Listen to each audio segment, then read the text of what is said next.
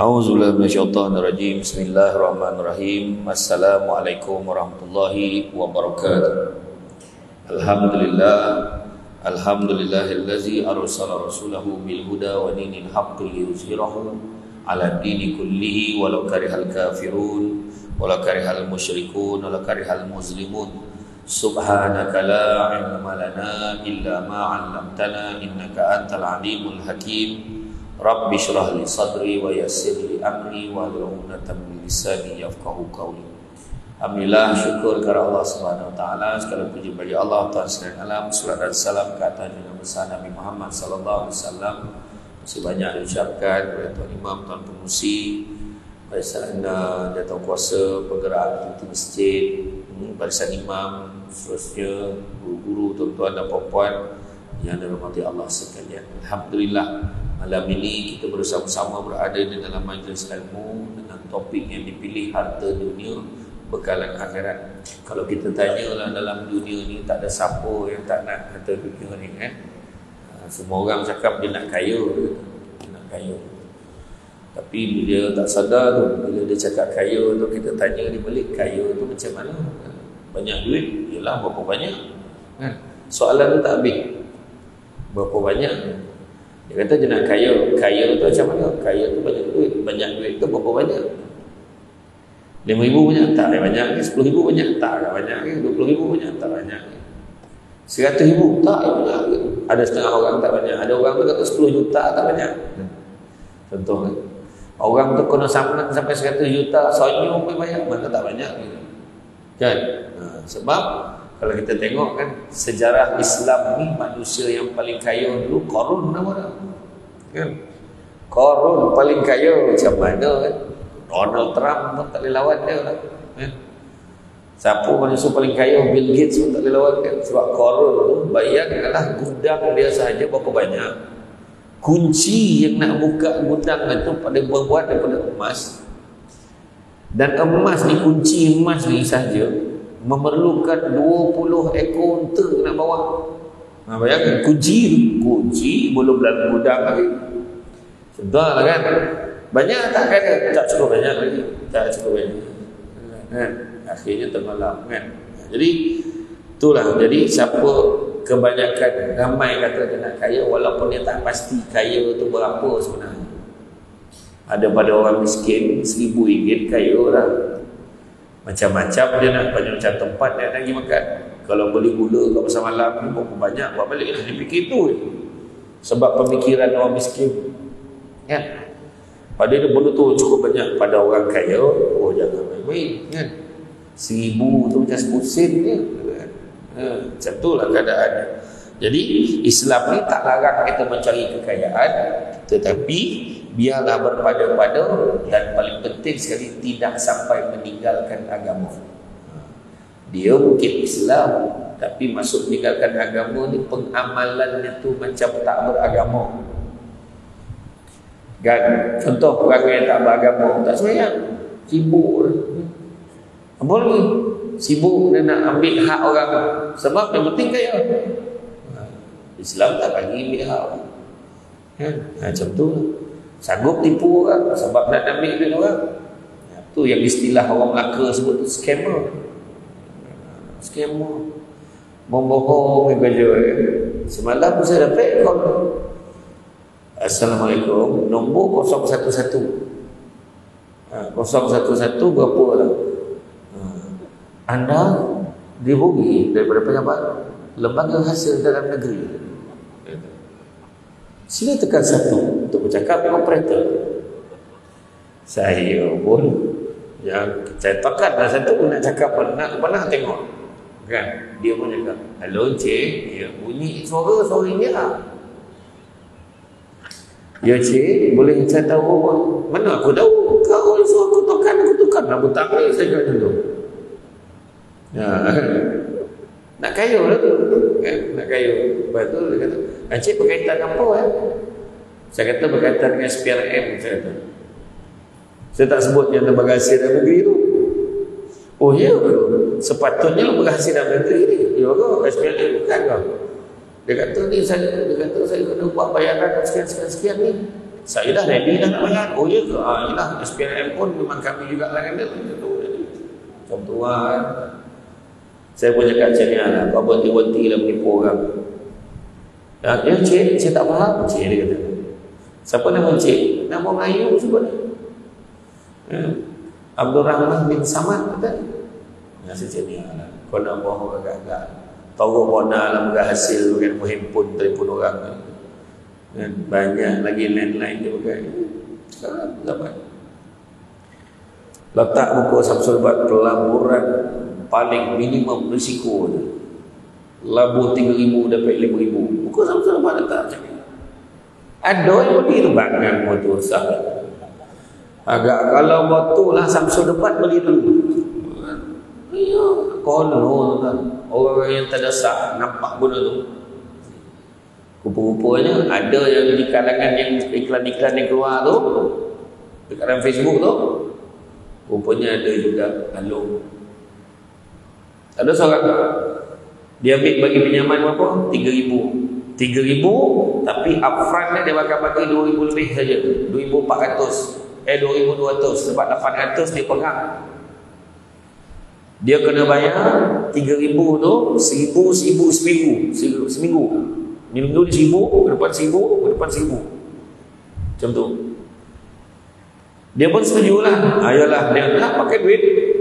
Dia pun ambil 3,000. Ambil 2,200. Dia anggap ambil 3,000. Minggu pertama tak boleh bayar. Minggu kedua bayar sikit. Minggu ketiga tak boleh bayar. Orang tu tutup. Sekarang macam mana? Awak mesti bayar. Dapat satu call. "Hello, saya dengar you ada hutang dengan dia." "Tak apa, saya boleh tolong settlekan hutang ni. Bagi you 5,000. Tapi you kena settlekan dekat saya. You kena bayar semua 5 minggu." Dia boleh tahu kawan lu hutang tu. Dia pakat. Ni saya cerita modus operandi alung sekarang. Lepas tu tak boleh bayar. Seorang lagi telefon. Sudah 8 alung terbabit. Kawan tu dah connect. Bunga lagi dahsyat daripada hutang. Sudahnya hutang hampir 40k baru 8 alung. Ada seorang yang saya kenal berhutang dengan 40 alung. Sekarang dia duduk di Kelantan, bersembunyi kat satu daerah. Sebab tak nak orang cari dia, kojo mesin rumput, sapu sampah, pakai kad kredit kakak dia. Pakai kad ATM kakak dia. Sebab dia kena menyuruh orang nak cari dia. Beribu. Nah, hati-hatilah. Ya. Tak ada duit, baik cara tak ada duit. Datang masjid, sampai ceramah ada makan, habis itu. Kan?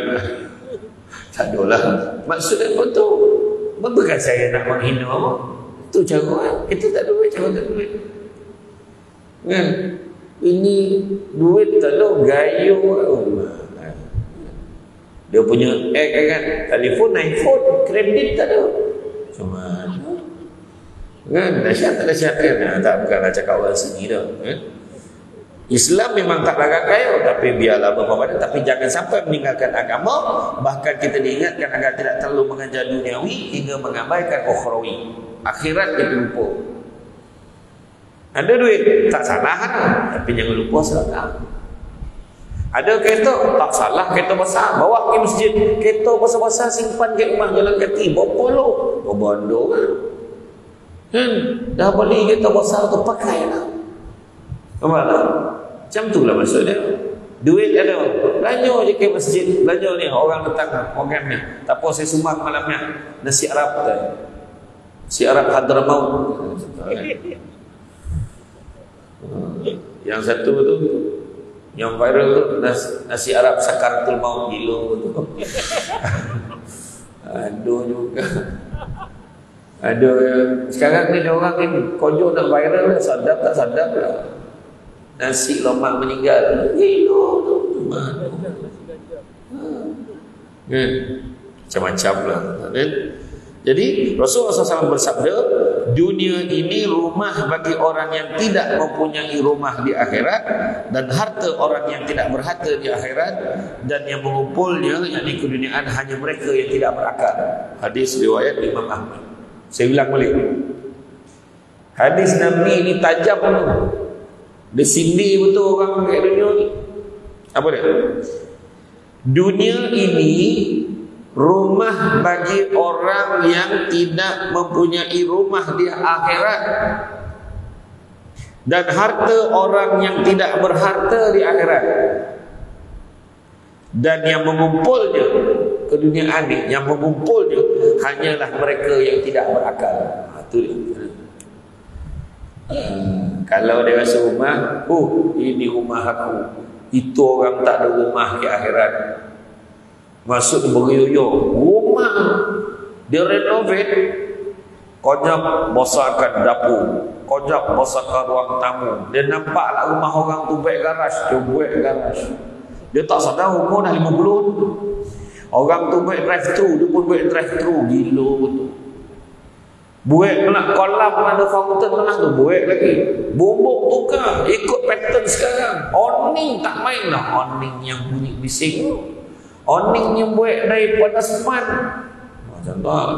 Adalah design dia. Soalnya pergi hujan. Tak tahu kan. Siap ya rumah tu, settle, alhamdulillah, mati. Macam mana kan? Mengumpul benda yang tak ada apa-apa kan? Itu cerita tadi. Balik kereta. Saya pergi Singapura. Siapa yang ada kawan-kawan Singapura tahu lah. Kereta dia paling lama 10 tahun dah kena lupus. Lupus, hancur betul. Hantar ke apa? Hantar ke pusat pelupusan tu, dia akan hancurkan. Dia akan bagi ganti rugi pampasan. Tak sampai pada 100%, dalam 70% dapat. Beli pula kereta lain. Kat Malaysia steady 30 tahun punya kereta pun ada lagi. Jadi makna kata kita ni kira merakyat yang berzuhud dah tu. Okey, boleh pakai dah. Proton dah kayu basikal, ada dalam itu bawa gitu. Macam tu lah level lah kan. Tapi makna kita ni kadang sampai satu tahap kita fikir boleh kereta baru sampai masuk habis yang tu. Baru bawa keluar daripada showroom dah kena lunggah ke orang. Lepeh tayar. Omeh umpan. Suka betul golang ni. Betul. Bangsa pelupa. Besok terbangun tak menepoi 20 tahun tak jumpa orang. Anak dah wasa-wasa baru tahu. Yang rupa-rupa golang tu salib colah songkok suami. Kira songkok tu kan ada colah kan. Kira colah tu agak lelaki makin pernah suruh kan. Konon dia nak pergi gadai, dia pun terlupa tak kena. Sudah ada dalam tu. Contoh lah. Apabila dikatakan dunia ini ibarat rumah bagi mereka tadi rumah di akhirat, sebenarnya merupakan satu sindiran yang kalau sibuk mencari hal keduniaan, perbuatan ini seolah-olah menzalimi diri sendiri. Bekalan akhirat lebih utama daripada perkara dunia. Itu kita cerita tadi, harta dunia, bekalan akhirat. Dan Rasulullah juga pernah berpesan kepada kita, apabila akhirat dikejar, maka dengan sendirinya urusan dunia akan datang tanpa ada kurangnya. Surah Asy-Syura ayat 20 Allah beritahu, barang siapa yang mengejar keberuntungan akhirat, nescaya kami akan tambahkan keberuntungannya itu. Namun barang siapa yang mengejar keberuntungan dunia, nescaya kami akan berikan sebahagian sahaja daripada keuntungan dunia itu, dan tak akan ada satu bahagian pun untuknya di akhirat kelak. Mana koja akhirat dua-dua dapat, koja dunia dapat sikit, akhirat langsung tak dapat apa. Eloklah koja akhirat. Jadi apalah guna dia berusaha bermati-matian di dunia kalaulah kita sedang melihat akaun akhirat kita masih lagi kosong. Itu pembunuhan kan? Itu sebab Bangladesh, sahabat-sahabat kita yang datang daripada Bangladesh, dia datang makan nasi, menjujur dia nasi kan, curahan kuah dah letak bawang satu. Bawang kontak makan. Soalnya konyak. Sebab apa? Ia sadar ini bukan topik tinggal dia, tempat tinggal dia kat Bangla. Lepas 5 tahun, 6 tahun, 10 tahun dah tak terakhir, balik Bangladesh. Balik rumah bosak, kereta bosak, bini dah bosak. Okey. Ya tak? Okey. Yang daripada Pakistan datang bekerja, yang daripada Filipina datang kerja sini, relax kan? Tak ada pun dia nak mewah-mewah. Dia pakai je t-shirt orang Malaysia bagi itu sebab dia kerja-kerja berat ni. Tapi sebab macam tu lah perumpamaannya, macam kita kat atas dunia ni. Banyak-banyak bukan untuk itu. Boleh kita bosak, boleh rumah bosak, lepas tu mati. Tak sampai ajar kamu ke anak-anak bergaduh, berebut nak kereta tu, berebut nak rumah. Jadi apa yang kita tinggalkan untuk anak-anak dan keluarga itu? Jadikan apa kita miliki di dunia sebagai jambatan menuju akhirat, salah satunya sedekah. Kita hidup di zaman yang begitu menggoda, fitnah akhir zaman, kerosakan dan kemaksiatan begitu mudah untuk dilihat dan dikerjakan. Karena apa? Karena teknologi dan kekayaan atau manusia semakin jauh dari Tuhan dan agama. Sekarang semuanya tersedia dan terhidang di depan mata dan di hujung jari. Sekarang nak boli pun pakai handphone. Tokan-tokan sampai dan pemalih dah. Kan? Boleh apa? Cakap apa yang tak ada sekarang? Tak boleh online cakap. Bayangkan. Orang perempuan nak buat pedicure, pasang sampai dah bawa barang. Contoh ada buat. Nah, make-up pun datang. Online kan? Tak lama sok tukang gunting punya tu. Tukang gunting kan, pap hantar ke rumah. Tak ada orang keluar dah. Malih betul lah. Kan, hidup kita bayar lah dulu kan sekarang kan. Kalau nak ke mana susah, buat maksiat susah. Sekarang semua online. Perempuan hantar dalam poket. Agak lah.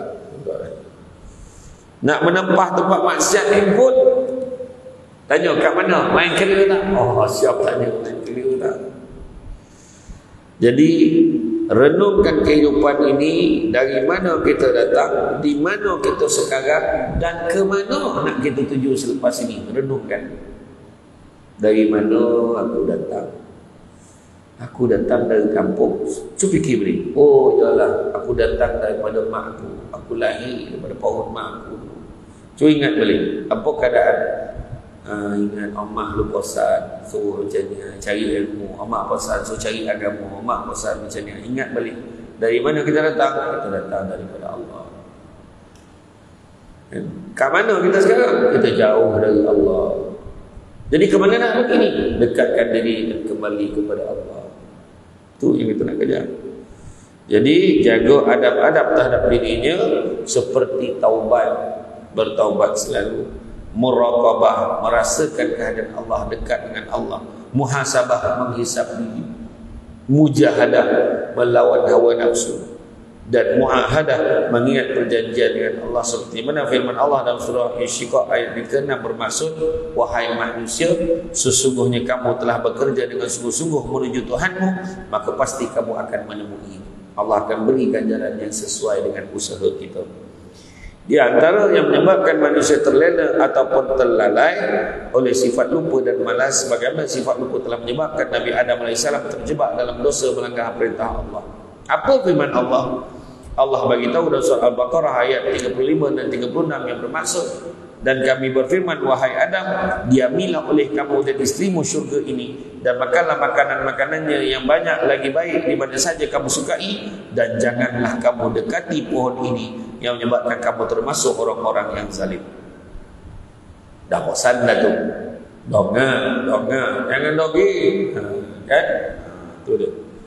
Allah perintahkan Nabi Adam AS jangan mendekati pohon itu dan berhati-hati dengan syaitan.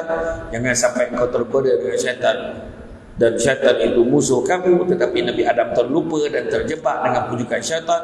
Lupa Nabi Adam yang syaitan itulah musuh yang nyata, dan bagi dia terpedaya oleh bisikan syaitan, akhirnya Nabi Adam diturunkan ke bumi.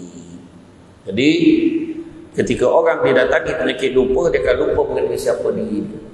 Dia lupa dia berada di mana sekarang. Dia lupa matlamatnya nak pergi ke mana. So kita jangan jadi orang yang macam itu. Kan?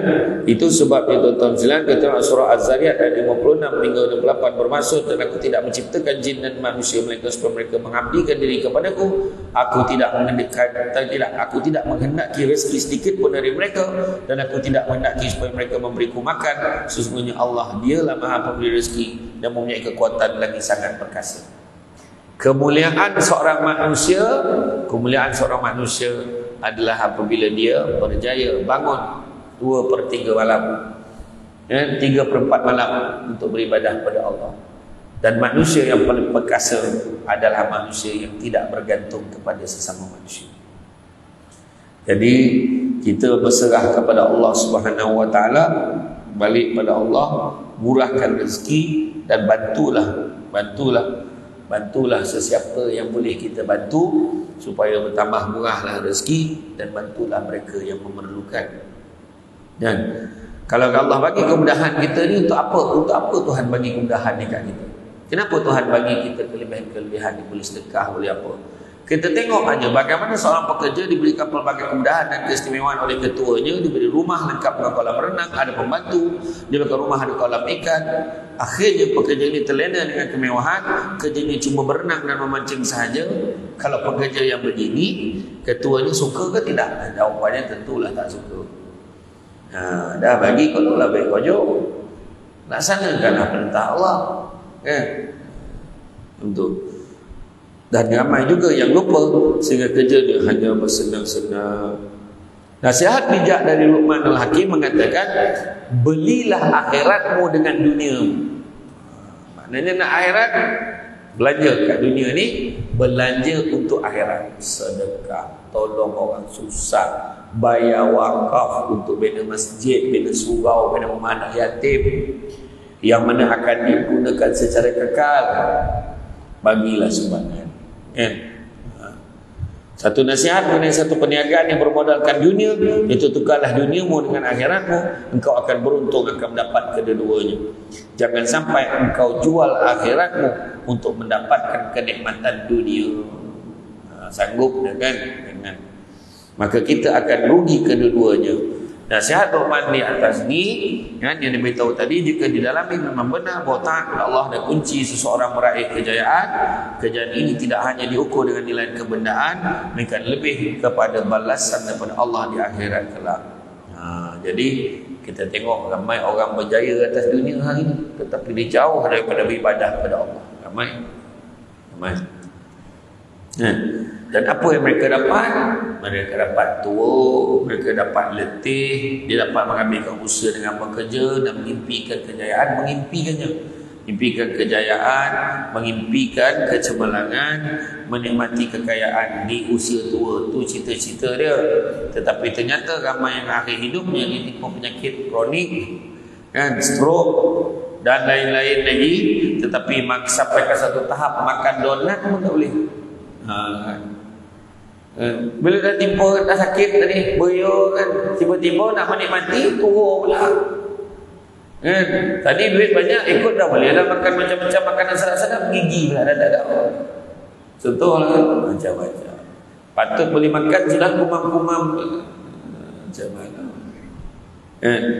Jadi itulah dia. Apa yang boleh? Sudahnya bubur. Bubur yang boleh makan, gigi dia tak ada. Gusi dia tinggal. Ambil lah bubur laju sikit masuk lah. Jadi bayangkanlah tuan-tuan. Jadi dengan itu ingatlah duhai saudara, belilah akhiratmu dengan menjual duniamu, kita akan untung kedua-duanya. Yang mana kita lihat macam mana di dalam surah Al-Qasas ayat ke-77, dan carilah apa yang dianugerahkan Allah kepadamu, kebahagiaan dan dari akhirat, dan jangan kamu melupakan bahagianmu dari kenikmatan duniawi, dan berbuat baiklah kepada orang lain sebagaimana Allah telah berbuat baik kepadamu, dan janganlah kamu membuat kerosakan di muka bumi ini, sungguhnya Allah tidak menyukai orang-orang yang berbuat kerosakan. Maka pesanan dalam ayatnya pun pertama, cari pahala di akhirat dengan harta kekayaan yang dikurniakan oleh Allah kepada kita, sebab kehidupan ini hanya sementara. Jangan kedekut-kedekut. Kedua, jangan lupakan bahagian kita daripada kenikmatan dunia, iaitu harta yang halal, rumah, kereta. Bukanlah mana saya cakap tadi, kalau contoh tak payahlah beli kereta, dunia tu. Tak payah lalu rumah, bukan kita duduk lama, sok mati tinggal. Tak adalah sampai tak payah beli rumah.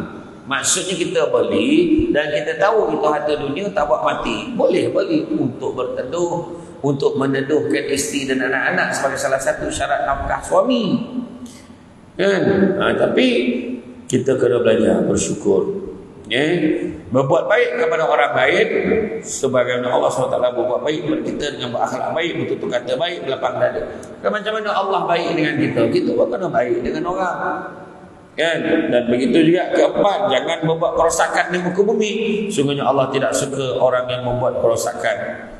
Dan begitu juga tuan-tuan dan puan sekalian, kita tengok bagaimana dari Zaid bin Sabit, seorang sahabat Nabi SAW, beliau berkata, aku mendengar Rasulullah SAW bersabda, siapa yang dunia menjadi keinginan terbesar di hatinya, maka Allah akan cerai beraikan urusannya, dan Allah akan menjadikan kefakiran di antara kedua matanya, dan dunia tidak mendatanginya kecuali yang dituliskan saja untuknya. Dan siapa yang akhirat itu menjadi niat utamanya, keinginan terbesar hatinya, Allah akan kumpulkan urusannya, dan Allah akan jadikan kekayaan di hatinya, dan dunia akan mendatanginya dalam keadaan dunia itu hina di mata. Nampak? Ya, jadi mana kata, kalaulah kita ni menjadikan dunia ni sebagai keinginan terbesar dalam hati, maka Allah akan cerai beraikan, huru-harakan urusan kita. Itu sebabnya kita letakkan akhirat ini yang terbesar dalam hati kita. Rasulullah SAW mencela orang yang keinginan terbesar di hatinya kepada dunia. Apa terjadi kepada orang seperti ini? Apa maksudnya? Erti Allah cerai beraikan kekuatan dia, orang ini akan mudah putus asa ketika ditimpa musibah. Hatinya akan penuh dengan penyakit-penyakit hati seperti cinta dunia yang berlebihan, penyakit dengki, tamak, bahkan sampai peringkat menghalalkan haram demi untuk mendapatkan dunia. Maka sangat susah bagi orang seperti kita ini untuk ikhlas. Kan payah. Kita hanya ikhlas jika ada kepentingan dunia, bukan kerana Allah semata-mata. Tapi dunia ketika sembahyang atau membuat kebaikan, yang terbesarnya supaya dapat dunia, maka amalan seperti ini tercela di sisi Allah. Dia sembahyang sebab dia nakkan dunia. Macam orang nuntut ilmu lah. Kalau kita buka kitab kan, kita hadis 40 tu, dalam satu hadis beritahu, barang siapa yang menuntut ilmu, salah sebabnya boleh menyebabkan dia dilaknat oleh Allah. Ada 4 orang. Pertama, menuntut ilmu sebab nak berlawan sesama orang yang pandai, itu dilaknat oleh Allah. Kedua, menuntut ilmu sebab nak orang mendongak kepada dia, maknanya nak orang hormat dia, dilaknat oleh Allah. Ketiga, menuntut ilmu, terlalu apa? Menuntut ilmu kerana ingin mencapai kekayaan dunia, dilaknat oleh Allah. Dan yang keempat, menuntut ilmu sebab nak melawan sesama orang tak pandai. Lagi tu, dalam grup WhatsApp tu kan, ada orang-orang tertentu tu, wah dia nak lawan, dia pun copy, wah ambil kat Google dia tulis, ni yang saya belajar dulu, bodoh kan. tunjukkan ke orang, berlawan. Ingat tu, betul tu sebab mak-mak hati-hati ya. Kita cakap dengan anak kita, kalau nak kaya kau belajar. Salah tu. Kalau kau nak jadi senang hidup kau kaya-kaya, kau pergi sambung belajar. Contohlah kan. Dia ajar anak dia suruh cari kaya. Mahal, dah sebut tadi. Orang menuntut ilmu sebab nak mencapai kekayaan dunia, itu juga dilaknat oleh Allah Ta'ala. Kemudian Hasan Al-Basri menyatakan, barang siapa yang mengenal Allah pasti cinta kepada Allah. Jadi banyak lagi lah hadis-hadis. Dan Hasan Al-Basri menyambung lagi, siapa yang kenal akan dunia, dia akan zuhud dengan dunia. Siapa yang tahu pasal dunia, relax kan. Sabda Nabi bermaksud, aku tidak memiliki kecenderungan kecintaan terhadap dunia, keberadaanku dalam dunia seperti seorang musafir yang berteduh di bawah pohon kemudian pergi meninggalkan pohon tersebut. Hadis riwayat At-Tirmizi. Kita datang singgah kojap-kojap yo, bukannya yo bona pun kan Imam Al-Ghazali gambarkan orang di dunia ni macam naik kapal. Kemudian kapten kapal kata, kita berhenti sekejap dekat pulau ni, jadi semua turun, ingat hati-hati jangan leka dengan kecantikan pulau ni, jangan terpesona, fokus untuk kumpulkan bekalan, masuk dalam beg, naik dalam kapal, kita teruskan perjalanan nanti. Yang pertama tak peduli dia nampak lawa, nampak perempuan pula tengah menyanyi, berjoget, nampak alat belasnya cantik-cantik, makanan banyak, semua percuma. Contoh tapi dugaan kita ni kan, dugaan kan sampai satu tahap ni tak mau, dia turun leka, golongan pertama. Golongan yang kedua turun leka, dia pun ingat, ingatlah tak lama lagi kapal nak gerak, jom kita cari bekalan. Itu kisah orang tua. Orang tua dah tua-tua pergi masjid, itu maksud dia. Tetapi bersyukur sebab Allah bagi lorongan walaupun dah tua. Jangan malu. Saya dah tua pun sampai masjid, Ustaz. Ada orang tu tua-tua kelak dangdut ni. Baik, macam mana? Saya masa pergi kelak dangdut dulu sebab operasi. Jangan salah pandang. Saya pergi operasi dulu dengan PBT, pergi dengan polis, pergi dengan pejabat agama. Tak tahan telinga, bingit dek speaker. Dia berjoget tu relax. Ada satu orang tua tu siap poluk speaker. Dia dah tahap air yang dia palan dengan sampai jadi macam tu. Bayangkan, memalukan, jatuh maruah keluarga. Kan? Tu sebabnya, tu sebabnya kena hati-hati. Kena hati-hati. Tapi ada satu golongan lagi, golongan yang ketiga, dia tak peduli dah. Tak. Dia kolek, akhirnya berbunyi semboyan tu, kapal, dah nak jalan dah. Tunggu masuk dalam kapal, teruskan perjalanan. Inilah orang yang paling beruntung. Banyak hasil dia. Macam tu lah. Kan? Kalau kita kenal dunia, kita akan zuhud dengan dunia sebagaimana diajarkan oleh Rasulullah SAW. Dunia hanya tempat persinggahan buat manusia mengutip siapa banyak bekalan untuk dibawa menuju alam abadi di akhirat. Imam Ibn Qayyim Al-Jauziyah berkata, orang mencintai dunia atau harta secara berlebih-lebihan tidak akan terlepas dari 3 kerosakan dan penderitaan. Apa dia?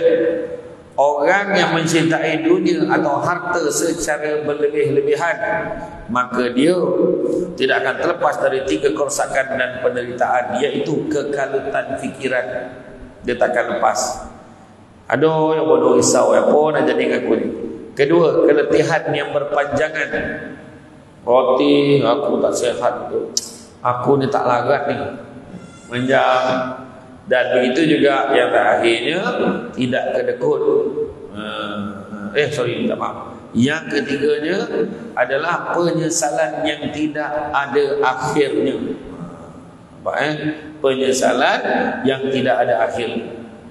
Jadi apakah perkara-perkara yang mesti kita tahu di dalam pengurusan harta kita sebagai seorang Islam? Pertama, membelajarkan harta dengan niat nak mendapatkan keredaan daripada Allah Subhanahu Wa Taala. Itu pertama.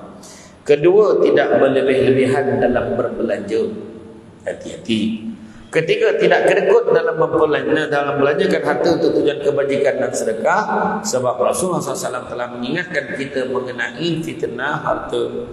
Sesungguhnya pada setiap umat kaum ada fitnah pada umatku adalah harta. Ya, hadis riwayat At-Tirmizi. Jadi sampai mana kita mahu mengejar dunia ini, pasti satu masa nanti kita akan lelah jua. Semakin jauh kita berlari, semakin jauh akhirat kita tinggalkan. Ingatlah tuan-tuan dan puan sekalian, ya, dunia pun akan mengikut kita kalau kita menjaga akhirat kita. Jadi itu kalau kita tengok dikatakan ada 4 jenis racun. Ada 4 jenis racun yang mana setiap satunya ada penawar. Dunia ini racun yang mematikan. Penawarnya adalah zuhud. Zuhud bukan arti miskin, tapi zuhud meninggalkan hal yang tidak bermanfaat di akhirat. Sekiranya harta itu tidak bermanfaat di akhirat, maka mestilah cari harta. Kalau jawatan itu memberi manfaat untuk akhirat, maka kejarlah jawatan itu, tapi buat akhirat, tetap buatkan amal akhirat. Ini bukan termasuk gila jawatan. Maksudnya mengajar sesuatu untuk meraih akhiratnya dan bukannya dunia. Itulah zuhud. Namun banyak yang memahami zuhud itu dengan miskin. Zuhud tadi nak hidup miskin. Dia bukan tak ada harta, ada. Tapi sekarang dipikirkan kalau nak belanja pun biarlah tujuan akhirat, bukan tujuan dunia. Ya? Dan kita tengok kan, dia mungkin seorang ketua di pejabat ataupun dalam bisnes, dia seorang yang kaya raya tapi zuhud, bahkan membelanjakan hartanya untuk jalan Allah dan dermawan, seperti contoh isteri kesayangan Nabi Sayyidatina Khadijah binti Khuwailid. Yang kedua, harta. Allah berfirman dalam surah At-Taghabun ayat 15 bermaksud harta itu adalah fitnah bagi. Dan begitu juga Nabi SAW bersabda bermaksud setiap umat ada fitnah dan fitnah umatku adalah harta. Hadis riwayat At-Tirmizi. Jadi kita boleh lihat pembunuhan-pembunuhan yang terjadi. Apa penyebabnya? Harta benda. Adik-beradik tidak tunggu siapa. Apa sebabnya? Harta. Harta boleh menyebabkan banyak nyawa melayang dan tali silaturahim terputus. Apakah penawarnya? Penawarnya adalah zakat dan juga sedekah. Ya, dah tentu seseorang tidak akan memakan harta orang kaya atau orang miskin, harta sesiapa saja tanpa peraturan. Bahkan dia akan bersedekah. Dia dah lah tak ambil harta orang yang bukan ni, harta dia sendiri yang dia sayang tu dia infakkan sebahagian kan untuk bantu orang yang susah. Maka bersihkanlah harta kita dengan banyakkan bersedekah. Kemudian harta dengan zakat dan memperbanyakkan zakat. Percakapan satu lagi, percakapan. Yang tadi harta. Salah satu racun di mana ketika ditimpa bala suka mengeluh menyalahkan Allah, jadi apa penawarnya? Zikrullah. Zikir banyak-banyak. Kemudian apa lagi? Hakim yang memutuskan. Orang dapat jawatan hakim ini diibaratkan seperti disembelih tanpa pisau. Jawatan ini sangat menakutkan. Jadi apa penawarnya? Penawarnya adalah adil. Jadi tuan-tuan dan puan rahmati Allah sekalian, kalau kita tengok dalam bab ini, kan, Rasulullah SAW banyak berdoa menyatakan Rabbana atina fid dunya hasanah wa fil akhirati hasanah wa qina azabannar. Yang bermaksud, wahai Tuhan kami, anugerahkanlah kepada kami kebaikan di dunia, kebaikan di akhirat, dan peliharalah iman kami dari azab api neraka. Itu yang kadang-kadang bila orang minta saya doakan, saya kata doalah sendiri. Dan doa sendiri minta macam-macam, minta berita doakan, minta pun minta anak saya ni copek kahwin. Ni gambar budak perempuan tu, biar buka hati-hatimu anak saya. Saya ni ngantuk, takut kompet pagi kan bangun ngantuk, minta untuk diri sendiri, takut macam tu. Dah melopeh kawan tu. Contoh lah. Saya tak tahu tuan ni contoh, ya. Jadi maksudnya tadi Nabi beritahu, wahai Tuhan kami, Rabbana atina fid dunya hasanah, anugerahkan kepada kami kebaikan di dunia dan kebaikan di akhirat, wa fil akhirati hasanah wa qina azabannar, dan jauhkanlah kami daripada azab api neraka. Sebab kita ni tuan, dunia ni kena melampau. Banyaklah benda-benda melampau baik kat dunia ni. Kan? Banyak kan? Berapa banyak seorang ibu melahirkan tuan dia. Seorang ibu melahirkan tuan. Anak menganggap mak dia salah seorang pekerja. Dia bagi upah jemaah, kan saya dah bagi duit, mak bising ni kenapa? Amboi. Kau cakap dengan siapa? Kan? Dia cakap dengan siapa? Kena jagalah. Kan? Kena jaga. Kan? Orang sekarang macam tu lah. Okay. Tanda-tanda kan? Dah kan? Belum. Ya, jadi mana kata dia leko kan semua melampau. Ada duit dah banyak, tipu pula orang, melampau lagi. Apa yang apa? Buat macam tengok kisah pembunuhan akhir-akhir ni, tengok budak-budak melampau. Bunuh, siapa dia bunuh? Budak kecil dia bunuh, didera sampai mati. Bayangkan, takkan melampau manusia. Melampaui batas. Sebabnya dalam surah Az-Zumar ayat ke-53 Allah ada beritahu, a'udzubillahi minasyaitonir rajim, qul ya ibadiyallazina asrafu ala anfusihim la taqnatu min rahmatillah innallaha yaghfiru dzunuba jami'an innahu huwal ghafurur rahim. Apa maksudnya? Jangan ke mana-mana. Kita jumpa lagi selepas ini. Oh, macam dalam TV Pak. Kita bagi laluan untuk azan.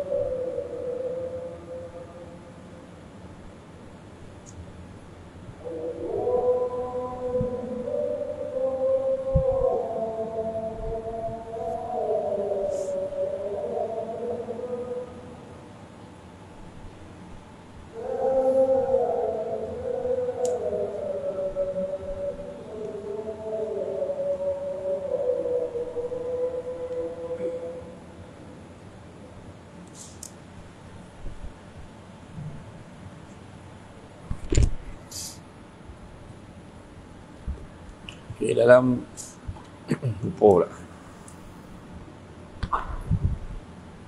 Kalau kita tengok tadi sambung kan.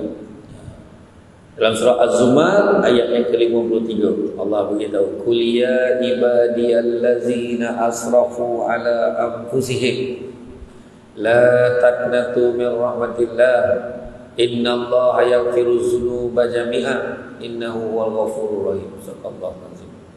Yang bermaksud qul ya ibadiyallazina asrafu ala anfusihim, wahai hamba-hamba yang melampaui batas atas diri mereka sendiri. Melampaui batas, betul kan, melampau marah sampai bunuh, dah bunuh bakar pula kan? Budak OKU tu yang tak faham apa-apa didera tu juga apa. Sedangkan mereka tu golongan yang memerlukan perlindungan. Orang yang diharap melindungi memudaratkan pula dia. Melampaui batas. Seorang ibu melahirkan tuannya, melampaui batas. Kan saya dah bayar gaji mak bulan ni, mak bising kenapa? Dia sound mak. Dah elok-elok lahir senapang sibuk dah jadi perempuan yang melampau. Senapang nak jadi perempuan pula tu. Dah lah lelaki tak ramai, yang tak ramai pula nak jadi perempuan gitu. Tak ada kojo. Bergaduh tu, minta benarkan perkahwinan sesama dia gitu. Poning dulu tu. Kan? Qul ya ibadiyallazina asrafu ala anfusihim la taqnatu min rahmatillah. Jangan putus asa ke rahmat Allah. Innallaha yaghfiru dzunuba jami'a. Sungguhnya Allah nak ampunkan dosa-dosa kesemuanya. Innahu huwal ghafurur rahim. Sungguhnya Allah Maha Pengampun lagi Maha Penyayang. Jadi atas dunia ni Allah tahu kita ni melampau atas diri kita sendiri. Kan salah orang. Diri kita sendiri. Mencuri duit sampai melampau-lampau. Duit pejabat disonglap sampai 50 juta, takkan tak perasan, takkan tak terasa banyak betul duit dah kopi. Tapi macam mana melampau?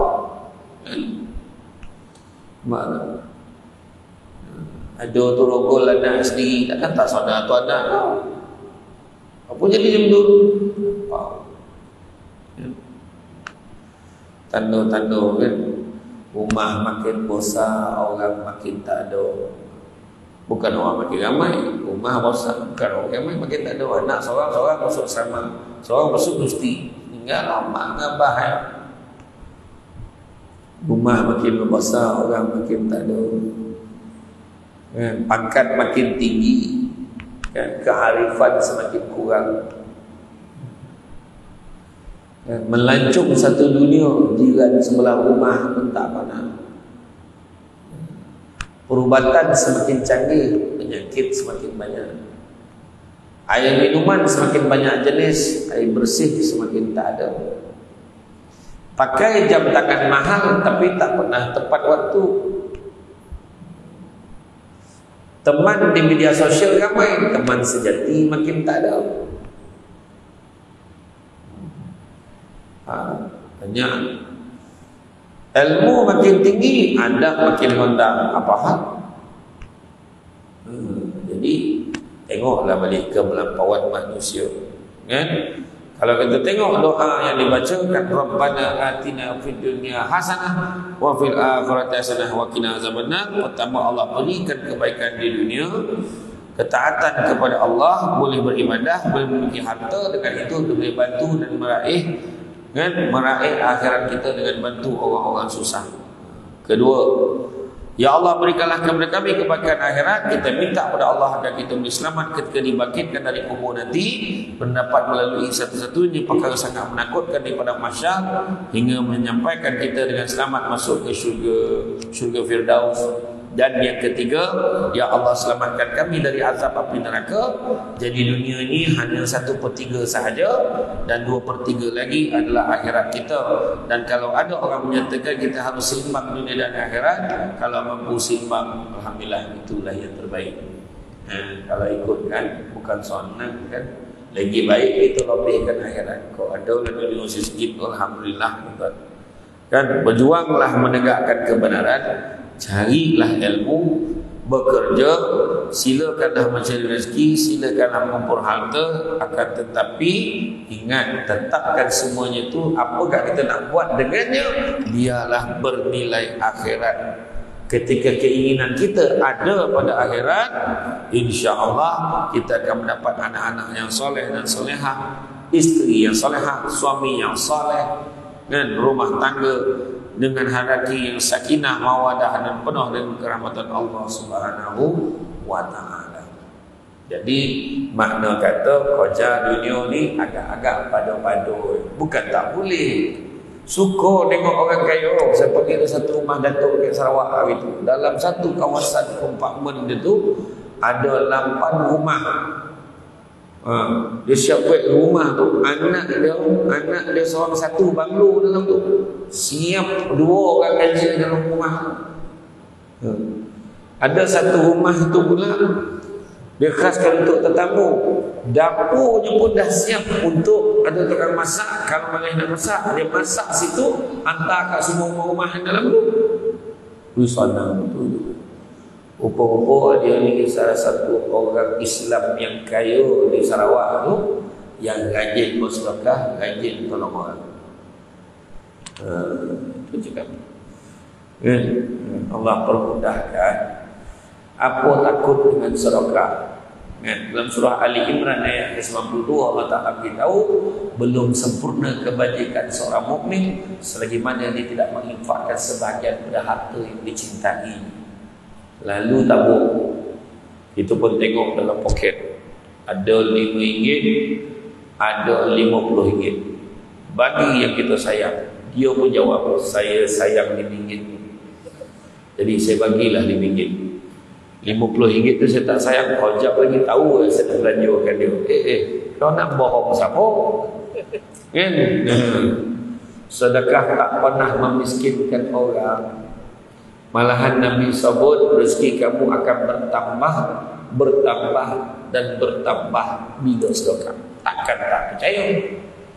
Betul tak? Apa kita risau? Malahan Nabi juga sebut sesungguhnya bala dan musibah, bala dan musibah tidak pernah mendahului sedekah.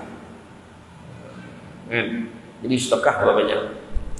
Nampak Samsul Debat kan nak menuju ke kereta ni, ustaz kebetulan ada durian sekitar Musang King contoh.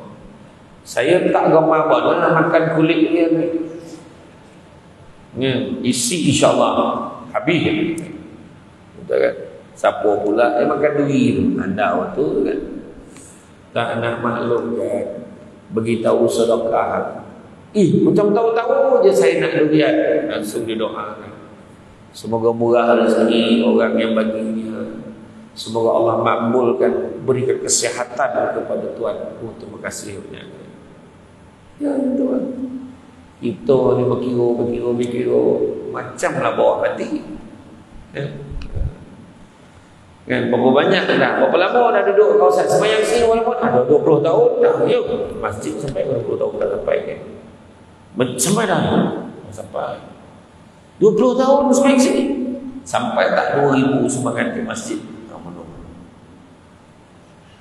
Kan? Ya lah. Dah lebih 10 tahun. Takkan tak sampai 1000, takkan tak sampai 2000. Contohlah kauman nak kita. Jadi konolah improve sedekah. Siapa yang nak dipermudahkan hidup dia, urusan dia, Nabi kata apa? Nak murahkan rezeki, jangan tinggalkan 2 amalan ni. Amalan apa? Amalan yang pertama apa? Iaitu sedekah subuh.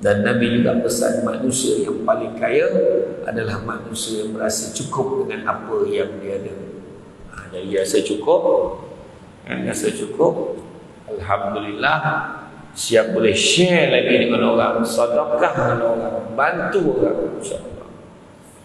Kadang-kadang dia juga dapat menjauhkan daripada penyakit dan sebagainya.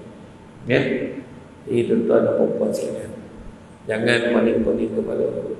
Kita mati confirm. Mati confirm. Orang suka mati, orang tak suka mati pun mati. Dan bila mati tak ada siapa pedulikan kita. Yang anak kita nak bekalan kita. Bekalan akhirat kita ni kita kena jaga. Ya, boleh ya.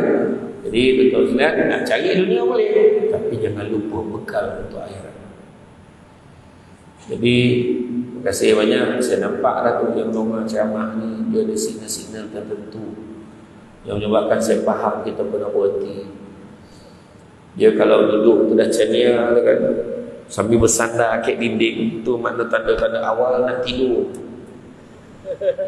Kalau ada berapa tubuh contoh tak ada, gaya bebas tak tahu kan. Jadi insya-Allah tuan-tuan dan sekalian, kan, yang paling penting sekali tadi Nabi dah pesan, manusia yang paling kaya adalah manusia cukup dengan apa yang dia ada. Usahlah kita poning-poning kepala pula. Pokoknya dulu macam surah Asyura, tengok balik surah Asyura 20 tu. Kejar akhirat, dapat dunia sekali. Kejar dunia dapat sikit, akhirat langsung tak dapat apa. Sudah pilih. Maka kejarlah akhirat. Ya. Jadi tuan-tuan dan muslim, itu saja daripada saya. Saya terima kasih banyak atas kesudian mengundang saya pada hari ini. Saya memang panjang betul tuan-tuan perjalanan saya pada semalam daripada